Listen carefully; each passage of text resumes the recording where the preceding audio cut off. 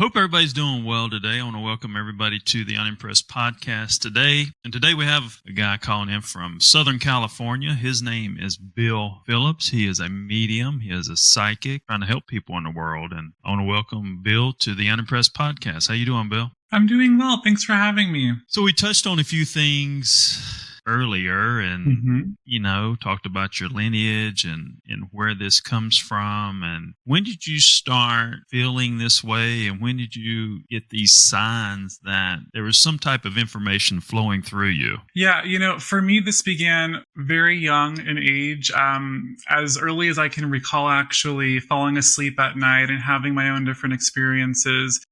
Seeing faces with the mouths moving, not knowing what was going on. And what happened was I was told at an early age that my imagination was wild and I had watched, too many scary movies. So that eventually became my programming and my belief for a short period of time.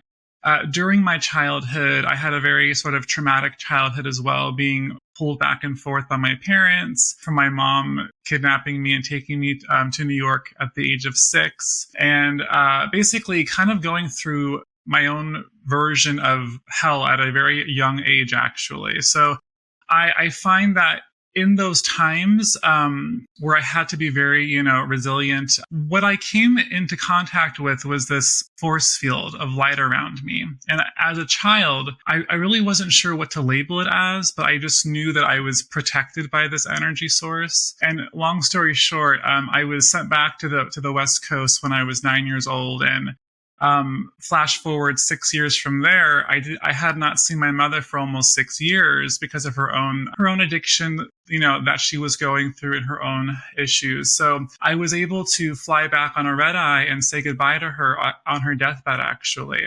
And I was 14, almost 15. And a few nights later, I awoke to her in the room with me. And that's really where this sort of activation began with this connection. Then it sort of followed me. And I wasn't seeking it out, but it followed me. I actually was preparing to be an opera singer at the time. And spirit followed me, it followed me. And when I was 18, I found myself in a really interesting situation at a metaphysical shop, taking a 2-hour class basically on mediumship. And my life was forever changed in that moment because I was shown and validated basically as to what I was receiving was true and real. And so from that point forward, it was a lot of soul searching and a lot of sort of just trusting it more and not doubting that process. So it definitely took years in the making to accept it as a calling.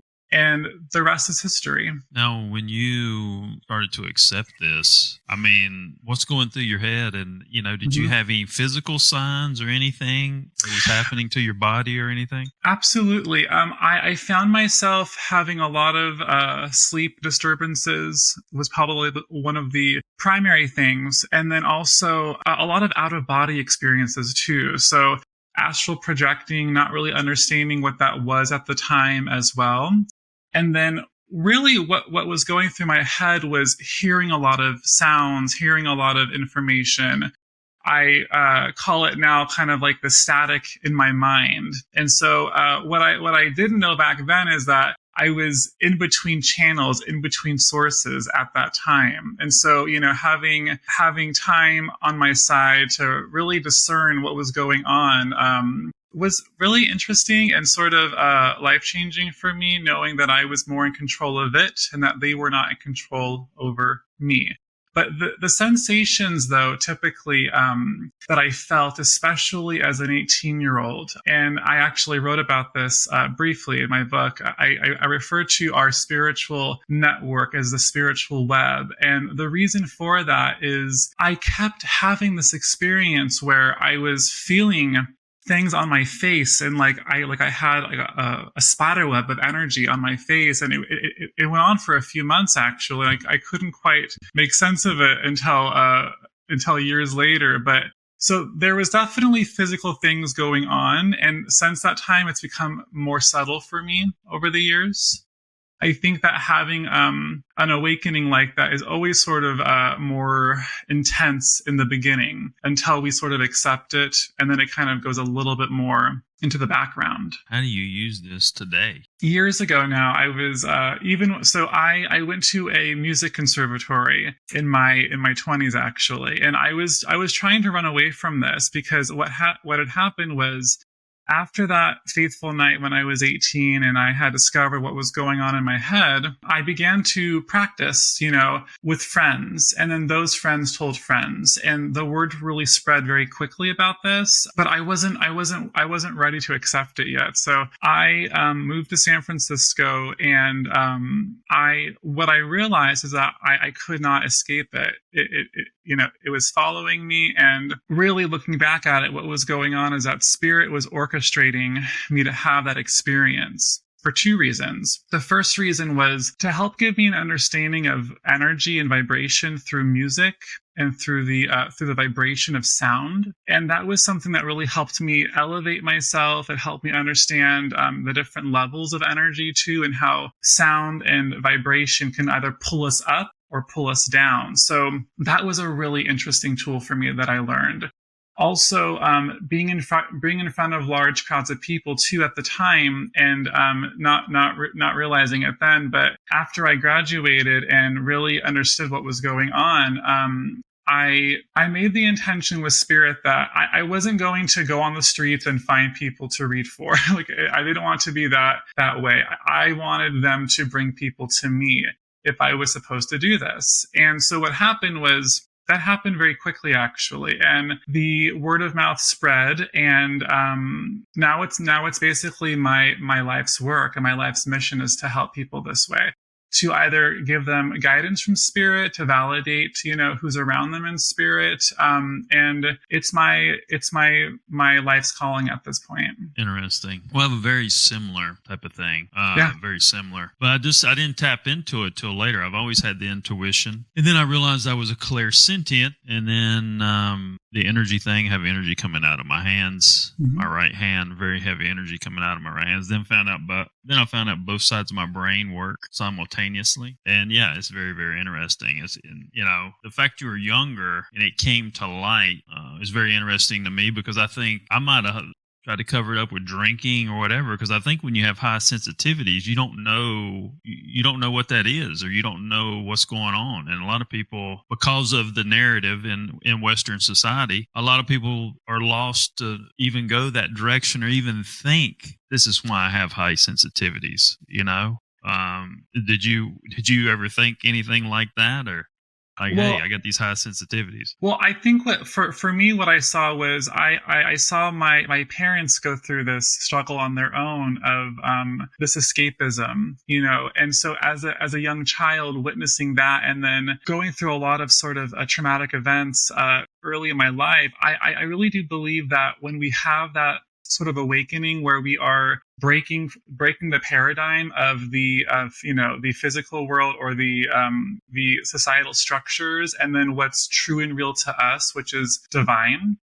It usually comes from some sort of heartbreak, or something that really shifts your perspective. So for some people, it might be the death of a loved one. It might be something where they were in a severe car accident, they almost died, and they had this sort of awakening there as well. The good news about all of this with my family is that it didn't get passed down to me as far as the escapism part of it was concerned. I feel like my mom, who's in spirit, was very very adamant about me sort of living in a clear state of being, because for me, that's how I'm able to be of service to other people, is to be that way. But on the same token, though, being sensitive, being connected, being an empath, which I believe so many people are experiencing right now as well in the world, it can feel like you're crazy at times. It can feel like what you're going through, nobody else understands. It could feel very isolating. But it's once you accept it, and once you really start to give your energy towards it and your beliefs towards it as well, it takes on a world of its own. And there's this whole self-discovery that we sort of go down by just trusting the invisible world and trusting the guidance that we're receiving from our higher selves, from our intuitive selves. Now, your parents, you said which side of your family, when your mom and dad had this touch of spirit and so forth? Definitely heard a lot of stories on my dad's side of the family, actually. Yes. And he was from where? Where's he originally from? He was from the Midwest, so Chicago area. Chicago. Okay. Mm-hmm. And he's the German side, or? This is going to be the French and also English side as well would also be on my dad's side. My mom was basically mostly German, so I am now for French, German, and some English. And where was your dad's parents? Where were they from originally? That is a great question. I should probably know this, but I don't. I want to say East, so for some reason I feel like saying it's England or somewhere back in that part of the world. Because I see your family is like clergymen or something. Oh, interesting. I don't know. That's what I see. Like you were clergymen, very strong bloodline. Can't figure out the bloodline quite yet, but I think there's definitely a clergyman perspective there for some reason that had a lot of authority, if you will, in some place or another. A very quiet, like a very passive authority in the religious space for some reason. So I don't know. Maybe that's just what I see. Because sometimes I see people in twos. I see their inner child. And then, and then I can see what's around the inner child. And obviously you're very, very clear. There's not a lot of dysfunction or contrast there, but I don't know. That's, and sometimes what I see too is times 10 compared to everybody else. Yeah. So like vibrations and everything are times 10. And one thing I thought of is I had a realization, and I don't know if you've had this realization too, is the thought process coming from a creator's mindset. And when I say a creator's mindset, a lot of people, I think that's why a lot of people don't understand, because I reverse engineer everything that's done traditionally compared to a discovery mindset. Do you feel like you're coming from a creator's mindset, if you will? I feel like I'm coming from a divine mindset. Yes. Personally, I try not to rationalize that too much because I'm a Virgo, so I'm already very, critical as it is with my thought process. So when I am in that space and when I'm channeling, it's one of those things where I am trying my best to get out of the rational ego part of myself, because that's what's always going to want to make you question, or doubt, or it has a way of sort of wanting to interfere with what's true and natural, right? So when I'm in that space, and I firmly believe too that we're all designed to live in that space as well, whether it's intuiting information, getting these downloads, not really sure what to do with it, but we all have access to that space. And so I would refer to that probably as, if you want to say God's mind, that's beautiful, but also maybe a divine mindset too is great. Well, I understand what you're saying about divine mindset, but when I say when I say creator's mindset, it's how things are structured, how things are built. So I know I'm a pathway for information. And when I talk about information, it's more about, foundation, tone, timing, it's all these certain words like environment, foundation, sensitivities. That's kind of how my mindset, I guess, comes from, like unearthing anything. Does that make any sense? I think so. Yeah. Okay. Because the reason I say this is, I've talked to a lot of intellects, like Avi Loeb, who's head of astronomy at Harvard, and I always use him as an example, and different intellects around the world. And what I realized, that a lot of these intellects, and to some extent, they have blinders on within their own environment, and they don't look at how things can connect to other things. They're looking at what they can discover within their space. Yes, that this is exactly what I'm referring to with the having these two spheres of consciousness, the left and the right brain, and And when we operate from the left brain, it definitely has its benefits, especially with someone in that genre who is going from that mindset. But it also can be a little bit limiting as well, because it's only allowing you to see things from a mindset of view, or from a physical standpoint. But when you're able to find more of a balance with it and maybe quiet down that ego space, that space that wants to question everything, and you're letting information flow through you from a different source, then I feel like it's one of those things that becomes unlimited in potential. And there's so much energy and information available when we enter that space, actually, within ourselves. But it's something that our human mind or our rational mind isn't going to completely understand, which is the reason why for many people, when they're having, these either maybe downloads or they're sensing spirit around them, what happens is that a sort of fear creeps in, or something else pops in that tells them, well, that's foreign. That's not what I'm used to experiencing. So the rational mind has a way of trying to make sense of it all, right? And it tries to shut it out.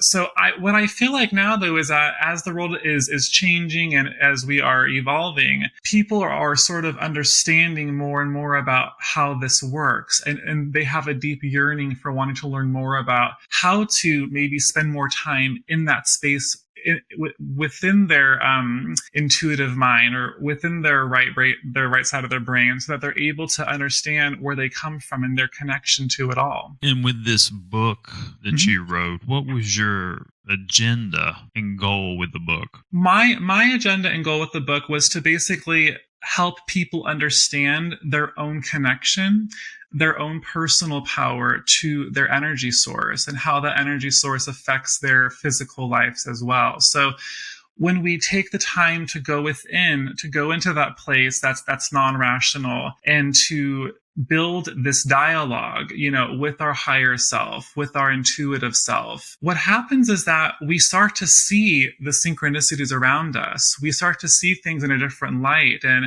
we start to notice themes of things around us too. I actually wrote more about this in my second book, about the different signs that spirit sends to us. But I wanted people to have a guidebook to basically go within, to understand their own personal power and how that personal power dictates their world around them. And basically to know that they are, in essence, co-creating their world by what they're experiencing on their inner world, or with that invisible world. And everything with that goes back to our own language with ourselves. So how we're speaking to ourselves, how we're operating from within, because most of the time when we're here in this physical experience, we are operating from that place within. That's where we are living in. So if we have more of an opportunity to understand and to give it more power and to give more of our beliefs there, then there could be a lot of life altering events that happen, that basically attracts us and pulls us to people that are of the same mindset as well. Interesting. What do you feel from me? Well, you definitely are the forever student. That's something that I pick up on right away with you. This probably goes back eons. And definitely, something about you taking the leap and really letting people know about your own gifts, and about maybe writing about them, and showing people your own experiences too. So you're probably in this sort of threshold right now of wanting to go further with it, or maybe even more public with it as well. And I think that's where, besides yourself, a lot of people are really kind of having that curiosity right now themselves too. I developed this thing called finding a perfect audience, and it can birth or rebirth anything. And it comes from that creator's type of mindset, and it's mathematically driven. And then I tied into the creation of force, which is mathematically driven. And I don't want to go too deep on that because that's something I'm trying to flesh out. But everything is mathematically, from the universe down, everything is mathematically tied together by four. And I think that's the mistake. I don't know where this information is coming from. And I think that's the mistake that we're sitting at right now of how we view the universe. I don't know fully the answer. But if you think about fours, everything was created in fours linearly because God wanted things to be symbiotic as one from the universe to the human being. What do you think about tying stuff together that's mathematical, that comes from this thought process? That is a great way of looking at it. I know that when the other side is communicating with us, a lot of times they will use different themes of numbers. So as an example, it's funny that you say fours. I happen to see fours daily around me in very unusual ways where my phone will light up, for example, at 4:44. I'll be driving home from my office, and long and behold, our car will get in front of me, 4444. So I believe that if somebody uses their free will and their desire to communicate in the world around them with numbers, then they're going to attract that sequence back to them. It's just the law, basically, right? So, but going deeper into it, I'm no mathematician, so I can't speak on every level of this. But I know that we live in this sort of matrix, and we live in this universe with so many parallel worlds happening simultaneously. And I feel like as a soul inhabiting this physical experience, we're sort of weaving through these worlds, intermittently, and I'm not always realizing it. Whether it be going into this sort of daydream space, and we're like, where am I? Why am I thinking of this person that I've never met before? Or maybe it's having a dream as well, where there's someone there that just you have no idea who they are, but they keep popping up for you too. I think part of that is the fact that we are existing in multiple worlds simultaneously. And what do you think about when you think about vibrations? And I'll touch on a little bit of this vibration talk. Is I went to Curacao, and I've said this story a couple times. I went to Curacao Island, and when I looked at the foundation of this place, I realized that the minerals there are very, very dense. And the ABC Islands are 30 miles outside Venezuela. And there's no hurricanes ever around these islands. There's no predators on these islands. There's no predators around these islands. There's no shark attacks or anything like that. So when I started thinking about that, I said the density creates a vibration that is repelling predators. And I started thinking about it. I said, if this is the densest minerals in the world, then everything outside of that is less dense, which creates a different vibration. Mm-hmm. So when you understand the vibration to create your environment, because I think environment is a big deal that nobody really taps into. Mm-hmm. So let's lay the four elements on top of that. Going back to four, there's four elements. That creates another layer of vibration. And then you add the human being. They say there were four human beings created in Book of Gates, which is four different types of human beings that were created. And nobody ever talks about the Book of Gates. So you add the human being to this 3-part scenario, and this is a very limited scenario. And if you didn't include emotion in this scenario, with the vibrations of the minerals, the vibration of the elements, and the vibrations of the four bloodlines, you could predict those four bloodlines. So when you throw in emotion, this is your unconscious bias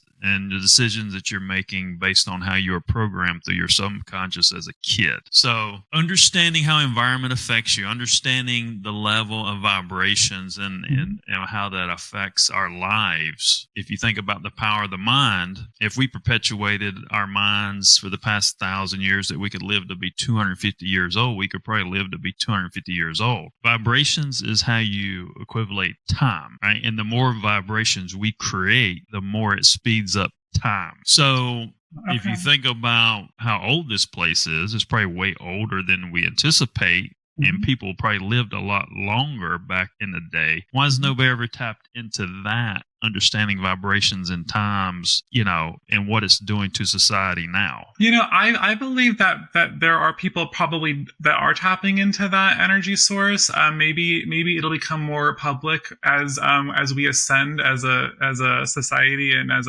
an Earth. But it's interesting that you say that as well, because what I call it actually is I refer to it as my orbit, and how we all have our own orbit that we're responsible for, and whatever we're feeding energetically into our orbit is attracting those same scenarios or those same experiences. And this all does go back to childhood. This is another reason why I wrote this latest book too, was to show everyone that we came into this world very vulnerable, very open, very psychic, very connected. And what happened was there was a programming that was given to us, as children, probably between the ages of 4 to 7, in that range, give or take a couple of years, and when we're most impressionable. And those commands that were given, and that programming becomes our belief system, and it becomes what we put our energy forth, because that's what we've believed to be true. But what I know to be true, though, is that as we keep growing and evolving, and there's a certain point when we start to realize that there's another narrative going on that is our soul speaking to us, or our higher self speaking to us, and it goes against that programming. It goes against what we were taught as children. With my example was the imaginary friends, which I'm sure many people have had that experience as well. And so when we talk about an awakening or this shift of energy vibration too, we're also talking about having the awareness, having the physical awareness, and having the energetic awareness to understand what's ours and what's not ours. And then with that standpoint, having the empowerment to be able to program ourselves in the way that we want to be programmed, and what we want to believe, and what we want to experience. So I believe that every soul that comes here goes through this journey and goes through this lesson plan, maybe at different times in their lives, but we're here for that reason. We're basically here to learn how we're connected to it, how we're connected to it all. Well, now your book is basically talking about kids who lose somewhat of their creativity at a certain age, and I think that's due to schooling. I mean, I think your message is great, and I understand there's elements of this I've talked about as well, in kids and entering school, and how they lose their imagination when they enter school because the school system is structured the wrong way. And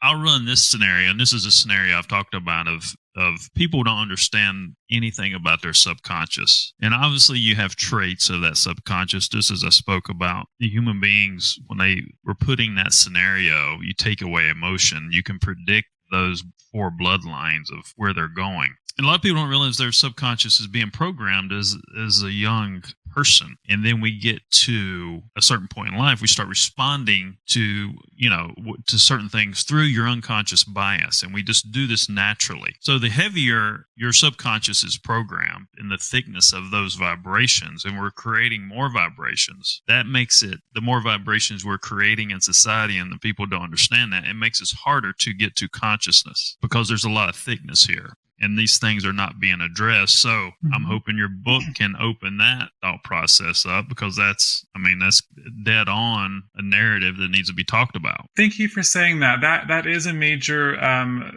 validation and reason as well, to just educate people too, that we're not all built the same way, in the sense of, we don't all learn the same way, we don't all speak the same way. We're all very unique to ourselves too. And so when we realize, and I think that actually the past 3 years and what we've experienced together as a collective as well has shown us the importance of what's true and real to us, and also shows us as well that time and space are really an illusion around us. We try our best to live our lives with calendars and clocks and things like that, but doesn't always line up. And the reason for that is, we're not supposed to live our lives in this linear way where we're going from event to event.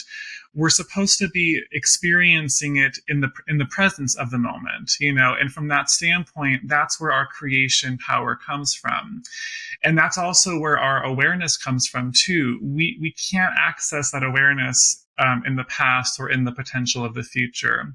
So this brings me back to, a lot of times when I'm channeling for other people too, and there's snapshots that are coming through then that may have no connection to them in the moment, but it does maybe 3 months later, 9 months later, things like that too, based upon free will. It all goes back to having that free will and having that power to choose. And this was something for me that took a lot of trust when I was 18 and opening myself up. And just as an example, it's reminding me, one of my very first readings that I gave was to a woman, and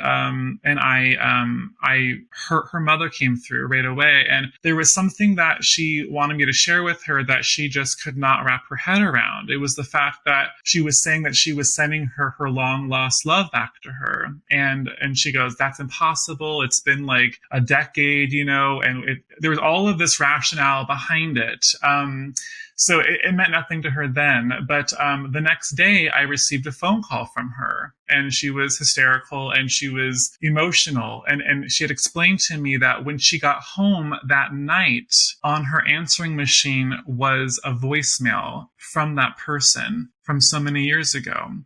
And so this really does sort of illustrate how this world works, and how receiving information works too, because it's not really in accordance with what our rational self thinks it should be, which is today, tomorrow, yesterday. It's something that's really spontaneous. And when we have that connection with these synchronicities around us, I think it also shows us as well that we're not living in a world dictated by time and space. We are just really living more in this sort of, if you will, holographic type of space and universe, where what we're experiencing, we're projecting, and that's the reality of our experience. Interesting. What we're living, we're projecting, Mm-hmm. and where are we headed after this? That's also free choice as well, but once we leave this physical shell behind, we go back home. We go back to where we came from, this source energy, right?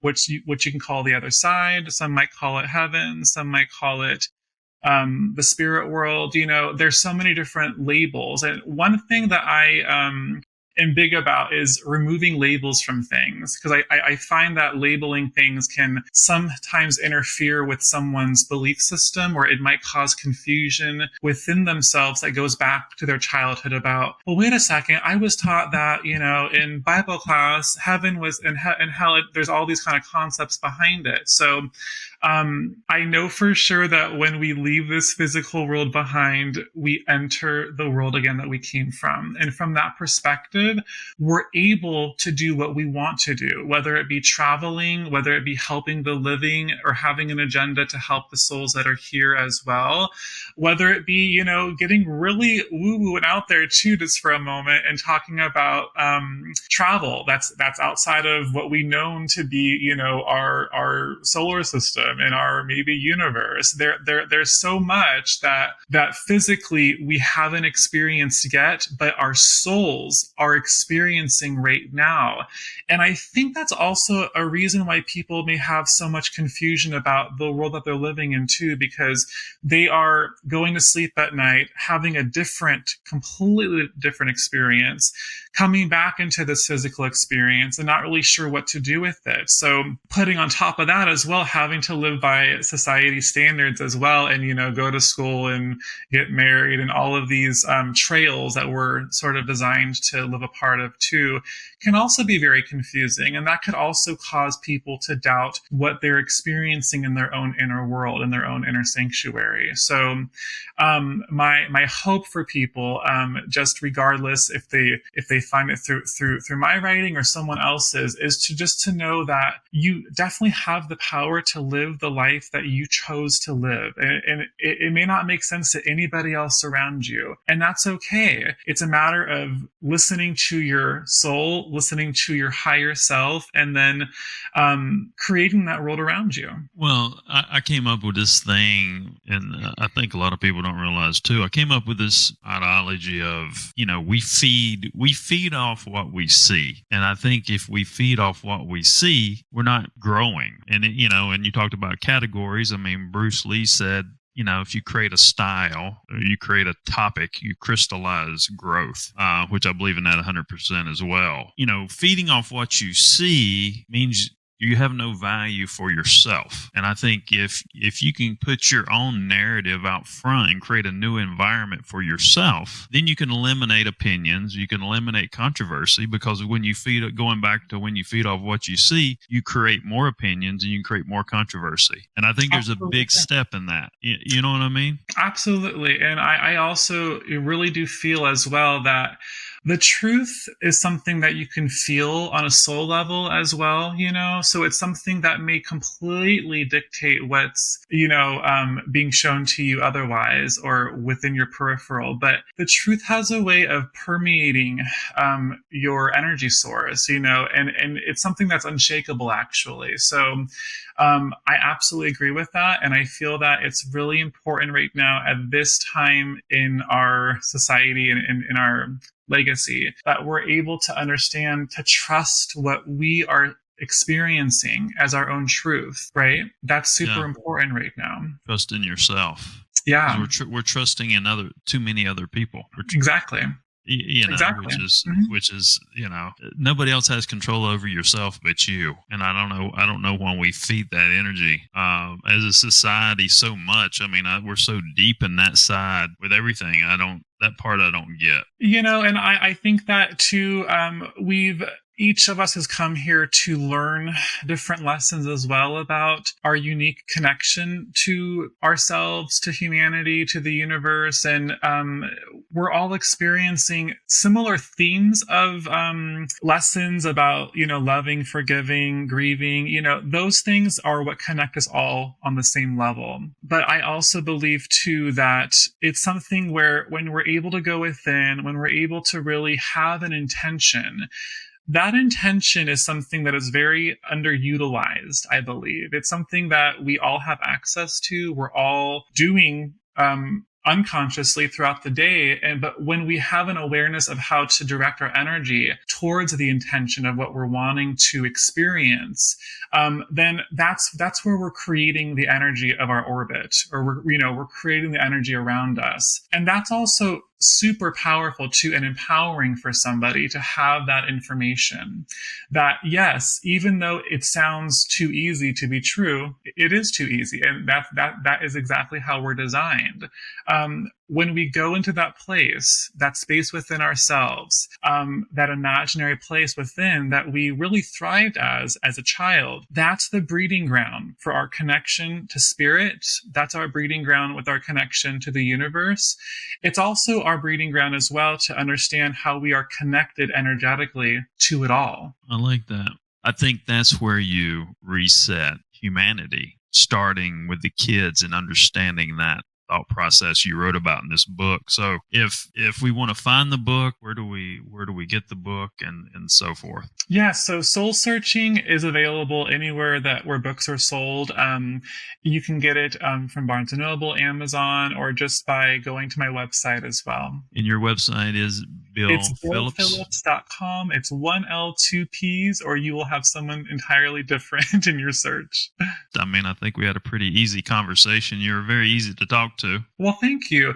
More than anything, I feel like we covered a lot in this beautiful way too. But just having people go to the side of themselves that is imaginative and is open and is experiencing that energy around them and not really sure what to make of it. You're not alone in the world. You're not, you might feel right now isolated, but there's a bigger picture around this that's about to reveal itself to you. So keep searching, keep soul searching, and keep trusting the process. Well, appreciate you coming on the show, Bill. And my name is John Edmonds Cosma. I'm the CEO of Bang Productions.